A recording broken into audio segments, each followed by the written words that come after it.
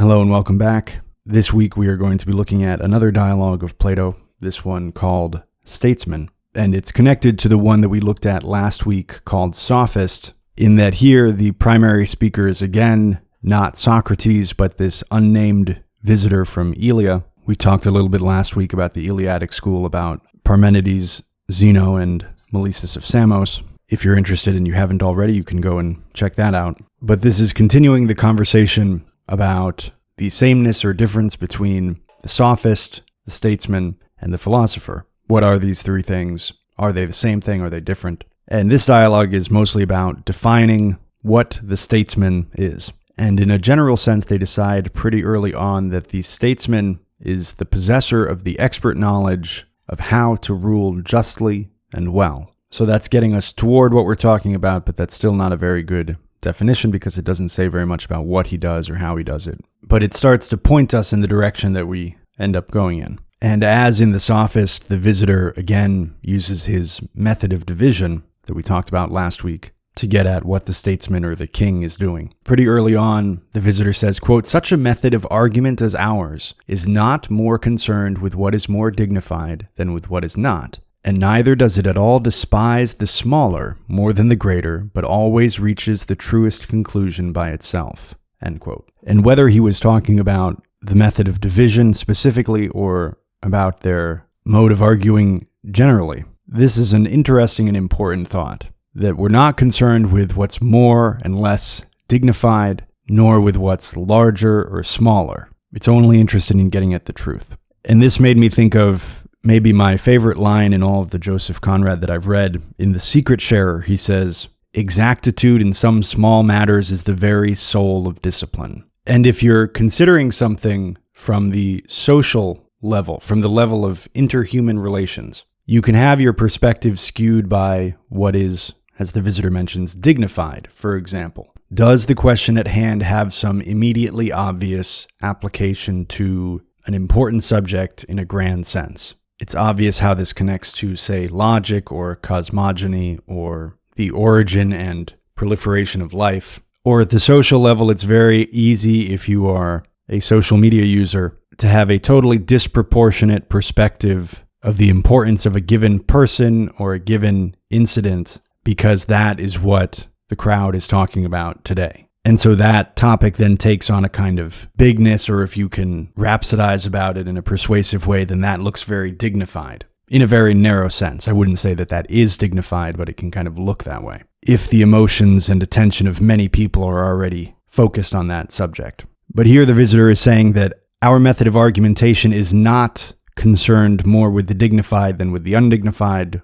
with the large than with the small. And he doesn't say this next part, but we can extrapolate that the implication is that it doesn't matter how the object looks at that social level. Physicists will tell you this. We have a bias toward our human perspective because that's the level that we live most of our life in. But there are things that are much, much bigger and much, much smaller that are also equally important, even if you were going to stay anchored to the human perspective, because they impact what's going on at that human level. But if you're talking about trying to access some truth, the human perspective doesn't matter any more than the spider perspective does. It's just a perspective. But what suddenly seems very important to the spider, a fly caught in a net, is not therefore important in any ultimate sense. And so if spider philosophers spent a lot of time thinking very carefully about flies caught in nets, or more importantly, if they were more skeptical and diligent and disciplined and thorough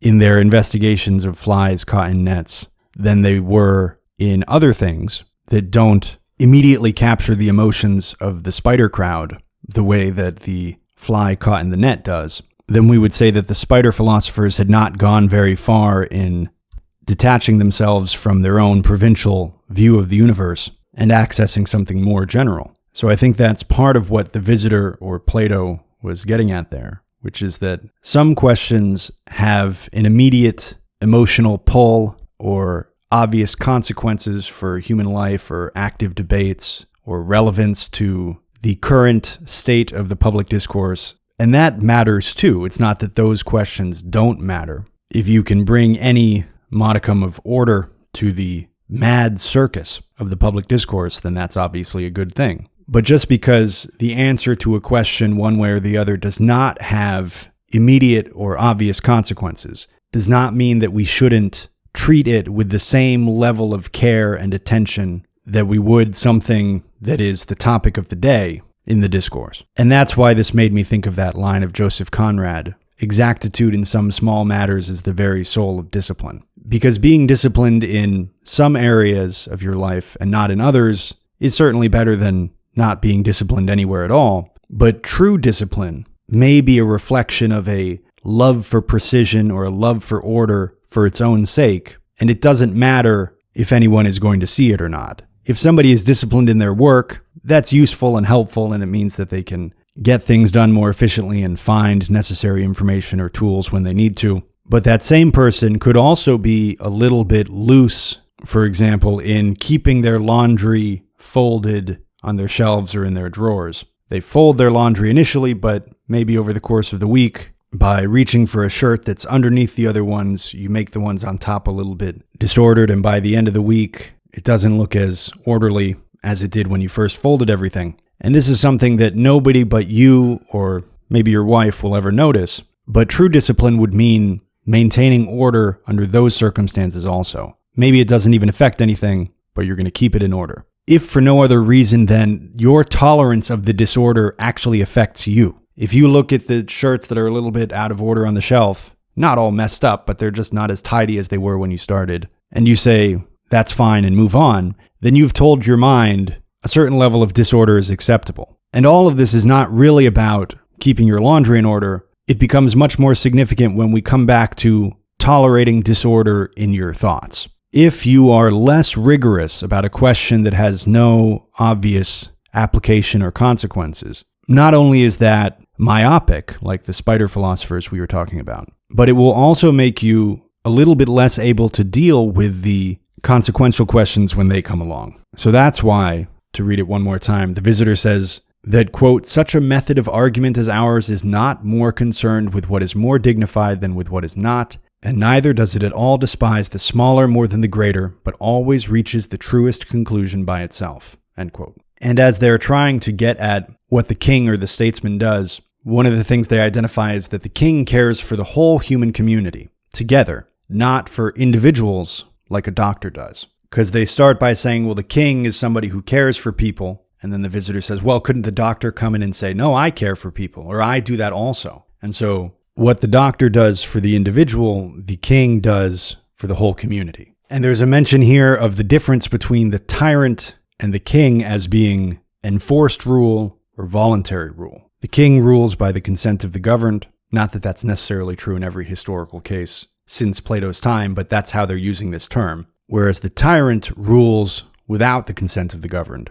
His rule is enforced. And that's an idea that appears in Aristotle also, but here is an earlier instance of it. And later he gets into this thought experiment that echoes, or maybe gives some reasoning behind some of his thoughts in the Republic. And Statesman was written after the Republic. So maybe he was filling in some gaps here. Or maybe he's repeating an idea that's in the Republic also. It's been a long time since I read that, so I can't remember if this specific idea is in there. But he gets into this thought experiment. He says, what if people realized that doctors and steersmen, the guys who steer a ship, were sometimes corrupt? Either they made deliberately bad decisions or accidentally bad decisions. And so then the people decide to democratically determine rules about these fields of expertise, about medicine, and about navigation or steering a ship. And they go through a whole process of determining the rules for these fields, and then afterwards they also institute rules against investigating the rules, or imagining that they could be different than they are. And then he says, imagine that this applies not only to doctors and steersmen, to medicine and navigation, but to hunting, generalship, painting, carpentry, toolmaking, farming, herding, horse rearing, and math. That the way we are going to determine the rules of these fields is by democratic process. And they decide that that would be the end of expertise. Expertise would be destroyed, and it could never be restored because of the prohibitions on investigating or changing the rules, and life would become unlivable. And then they say, what if a ruler contradicted those rules, those laws? That would be even worse. So that's why the laws have to be followed. And we're going to get into some more of what he says about that topic, but we can pause there for a second because this is a very interesting and foundational paradox in governance. This process that we use for refining government, which, as you can see, did not begin in 1776 in North America. It's at least as old as ancient Greece and is probably much older than that. But this process of deciding collectively what the rules that affect all the people are going to be is at once absurd when you think about it in the terms that he's talking about, that what if you determined math that way based on a majority vote or any other field? And so therefore, why would you determine something of huge consequence to absolutely everybody that way, like the public laws? And at the same time, there isn't another obvious solution, because if you have a guy ignoring all the laws and ruling according to his whims, that is likely to be worse, which is why laws came to be in the first place. The human experience of having the leader be unchecked or uncontrolled in his power is not necessarily terrible in every case. There have been many monarchs throughout history whose reign was better by many different metrics than many leaders who were democratically elected. Being elected doesn't guarantee that you will be a good governor any more than inheriting a throne will guarantee that you'll be a bad one. But with monarchy, and we use monarchy to refer to hereditary monarchy, but the word monarch, one ruler, doesn't necessarily have to be hereditary. We're just talking about a situation in which one guy is responsible for everything. He has total authority, and what comes with that is the total responsibility. The buck stops with him. There's no blaming another party. There's no saying, oh, they wouldn't let us do it.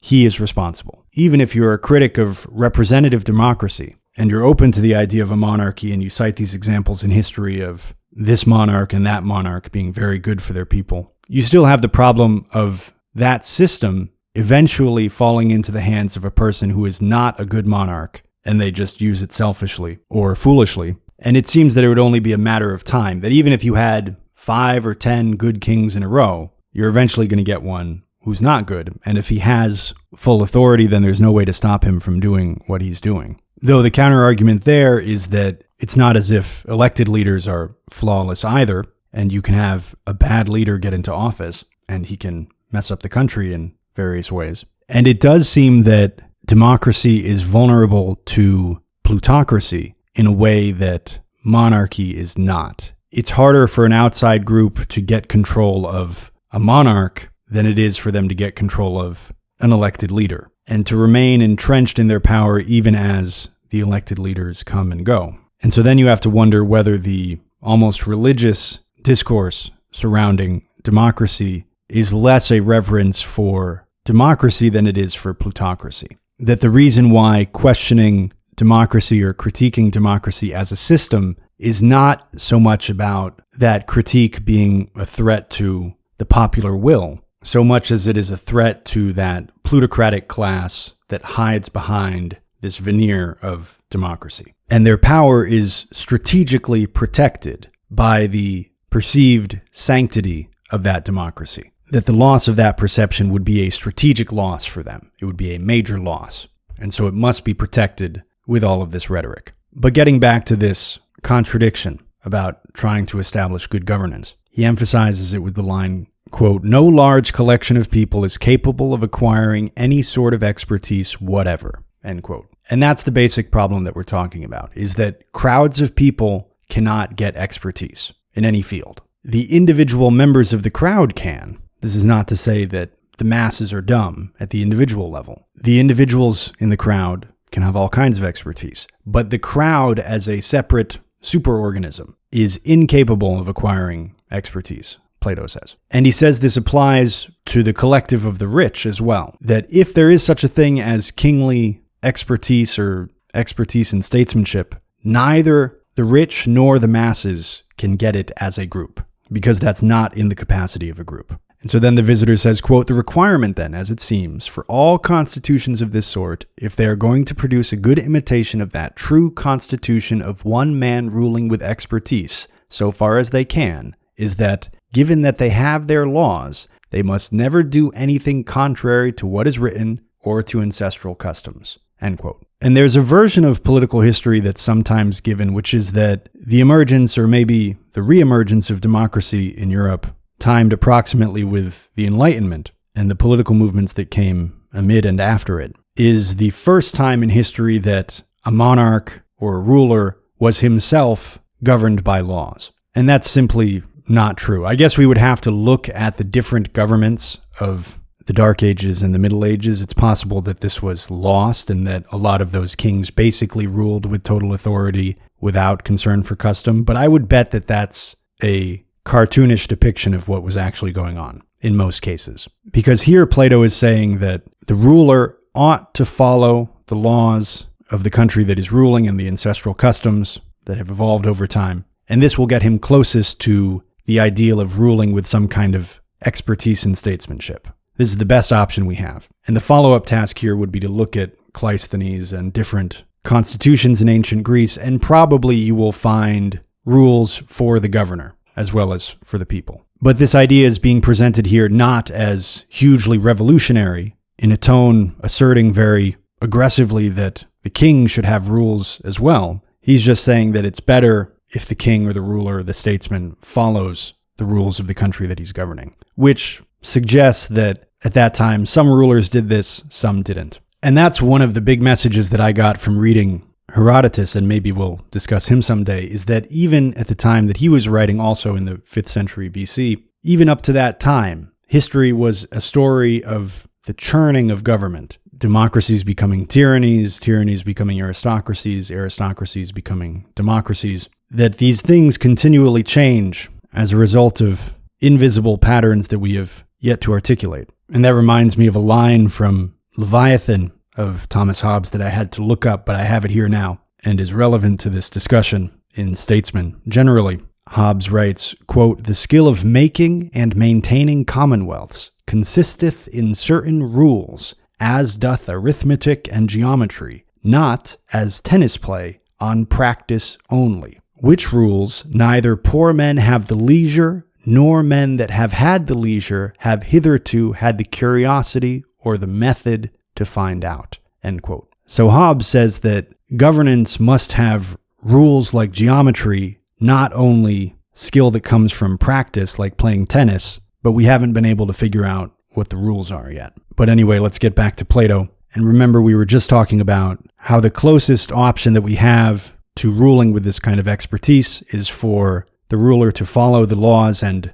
ancestral customs that he inherits. And then Plato says, quote, "When the rich rule by those customs, that is aristocracy, and when they do not, that is oligarchy," end quote. So I don't think he used the word plutocracy anywhere in this dialogue. But if we were to consider plutocracy government by the rich, then it seems that there he divides that into good plutocracy, which he would call aristocracy, that is the wealthy governing according to those laws and ancestral customs, and oligarchy, which is the wealthy governing indifferent to those laws and customs. And while we're on the topic, he mentions in passing the 5 constitutions, and he doesn't enumerate them here, but for Plato, it's generally accepted that the 5 constitutions of government are aristocracy, oligarchy, which we've talked about, tyranny and democracy, which we've talked about a little bit, and then timocracy, which is a word that's not used nearly as much as the others, but it's government by those who own a certain amount of property. And at the time of the American Revolution, voting rights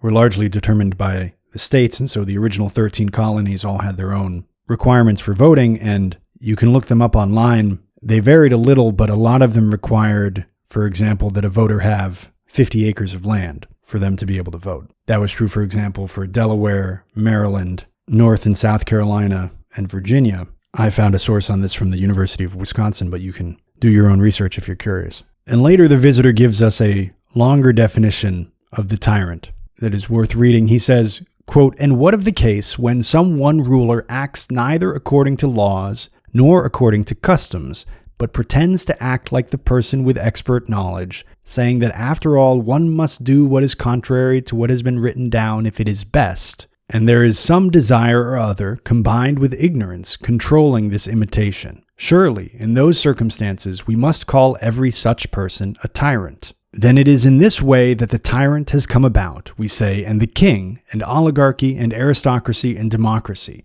because people found themselves unable to put up with the idea of that single individual of ours as monarch, and refused to believe that there would ever come to be anyone who deserved to rule in such a way, so as to be willing and able to rule with virtue and expert knowledge, distributing what is just and right correctly to all. They think that a person in such a position always mutilates, kills, and generally maltreats whichever of us he wishes. Although if there were to come to be someone of the sort we are describing, he would be prized and would govern a constitution that would alone be correct in the strict sense, steering it through in happiness." End quote. And I think one of the key points there is that he uses the word imitation. There is some desire or other combined with ignorance controlling this imitation. And last week when we were talking about the sophist, this same visitor was saying that the sophist is somebody who creates the imitation of truth. The way that an artist can create an imitation of an animal or something else so that from far off it looks like the real thing, a sophist is someone who can create an imitation of truth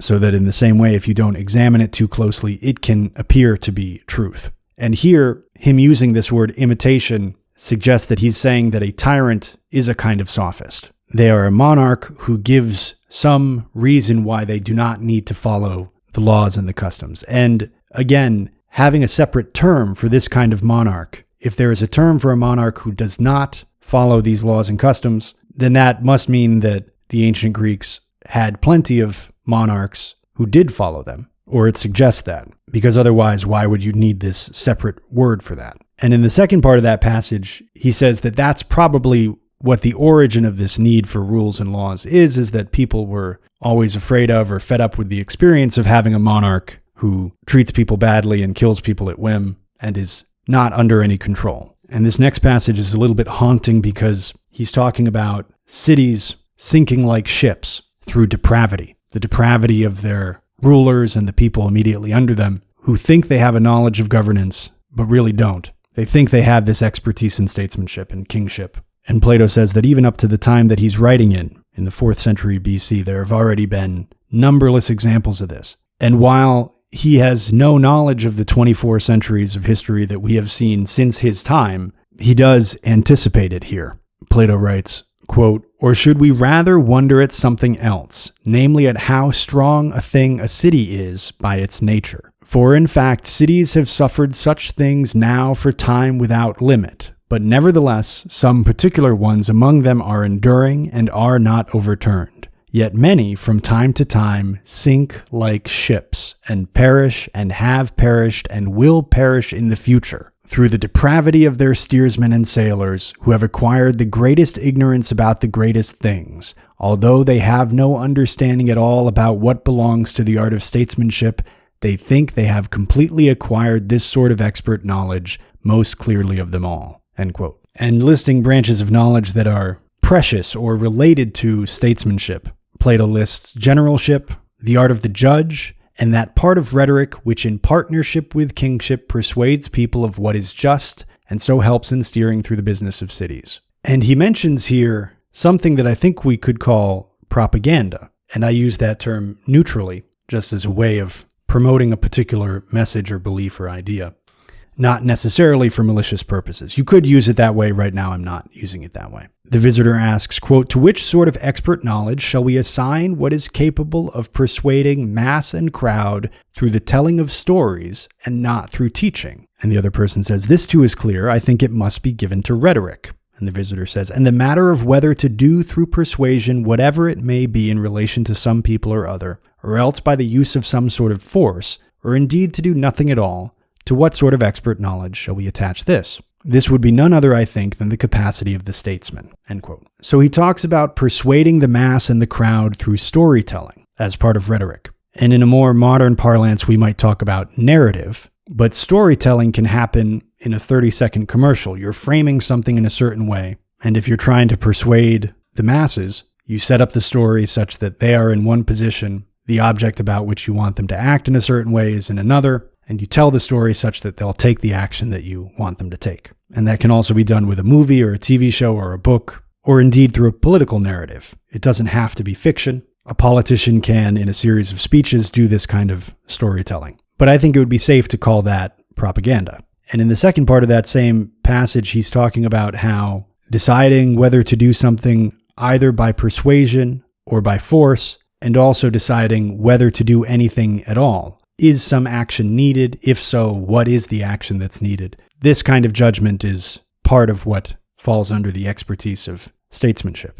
And later he gets into a long chain of reasoning that starts from a question about whether the virtues ever contradict each other. And he says we sometimes praise strength and vigor, and we sometimes praise calmness and moderation. And he gives the example of praising pieces of art, of poetry or another kind of art. And people can praise poetry for its vigor or for its tranquility. And these are opposing things, but they are both praiseworthy. And he says we can also criticize both of these things when they occur in the wrong context. If something is vigorous at the wrong time, it just looks chaotic or manic. And if it's gentle at the wrong time, it might look weak. And he says that different people might naturally lead toward one of these two virtues or the other. And the result is that there are at least two large groups. One of them is maybe a bit more vigorous and strong, and the other one is a bit more calm and moderate. And talking about these groups, he says, quote, "We shall see that those who possess them in their souls are at odds with each other if we go looking for them, both in all the spheres we mentioned just now, and no doubt in many others. For I think because of their affinity to either set of qualities,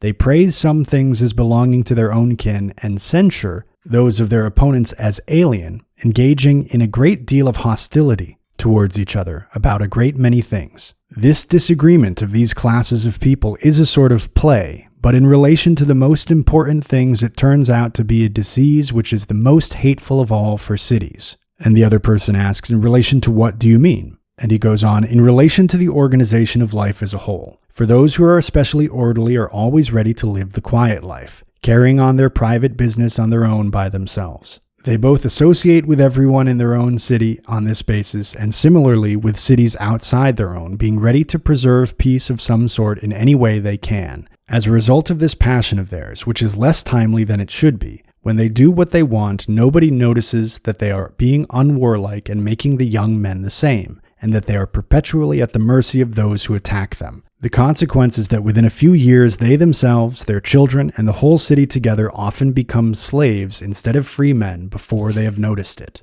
But what about those who incline more towards courage? Isn't it the case that they are always drawing their cities into some war or other because of their desire for a life of this sort, which is more vigorous than it should be, and that they make enemies of people who are both numerous and powerful, and so either completely destroy their own fatherlands or else make them slaves and subjects of their enemies?" End quote. So he says there are these two types of people, and both of them, if they are allowed to live exactly how they would want to live, will bring on the destruction of the city that they're living in. Either the one by being too weak and passive and bringing on attack and enslavement that way, or the other by being too aggressive and picking fights with powerful enemies against whom they can't win, which then brings on the enslavement of their city by another route. And then given this problem, he then brings in the statesman and talks about how his role is to weave these two types together. But that happens after a sifting out of people who are neither courageous nor calm,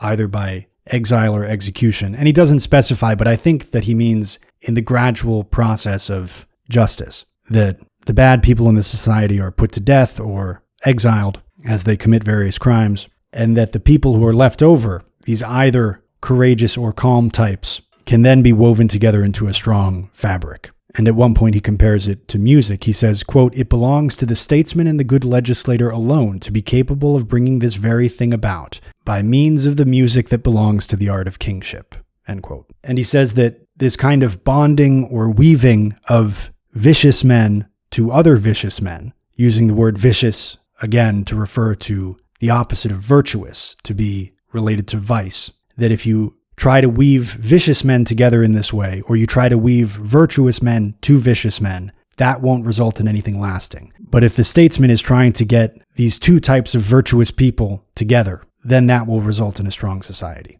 And he says that this bonding of parts of virtue that are unlike each other, these different parts of virtue that even maybe contradict each other, he says that this is divine. And, quote, "Everything in cities cannot go well either on the private or on the public level unless both of these groups are there to give their help." End quote. So you need both of these types. And he closes out by saying, quote, "This marks the completion of the fabric which is the product of the art of statesmanship, the weaving together with regular intertwining of the dispositions of brave and moderate people. When the expertise belonging to the king brings their life together in agreement, and friendship, and makes it common between them, completing the most magnificent and best of all fabrics, and covering with it all the other inhabitants of cities, both slave and free, and holds them together with this twining and rules, and directs without, so far as it belongs to a city to be happy, falling short of that in any respect." End quote. And that's pretty much the end of the dialogue. And so I think we can take that as his definition of what a statesman